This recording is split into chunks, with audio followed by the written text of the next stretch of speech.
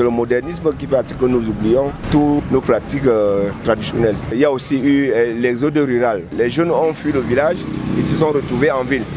Alors le parent, quand il décède, le jeune n'est plus là. C'est comme ça que nous perdons toutes ces réalités. Les Africains en général et les Camerounais en particulier s'éloignent de plus en plus de leurs us et coutumes, bafouant au passage leur réalité culturelle ancestrale. Les pratiques comme la voyance, par exemple, sont presque devenues rares. Si plusieurs citoyens accusent le modernisme, d'autres interrogent plutôt la morale de certains compatriotes qui ne reculent devant rien. Ils deviennent de faux voyants. Des menteurs, c'est-à-dire il te sépare avec ta famille.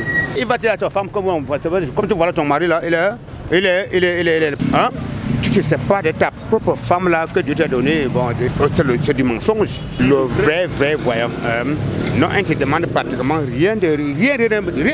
La venue dans le continent de la foi chrétienne et d'autres obédiences religieuses n'a pas aussi aidé les Africains à sauvegarder leurs traditions. Pas de voyance à côté de Christ, par exemple. Les gens là, je ne les aime pas trop parce que j'ai un seul Dieu que je loue et ça me suffit. Au fond de moi, je crois que Jésus me suffit. Et quand j'ai un problème qui me dépasse, je m'accroche sur lui et j'ai une solution. Pourtant, dans le passé très lointain, ce sont des pratiques comme la voyance qui étaient la boussole dans chaque communauté, des pratiques occultes au service du développement.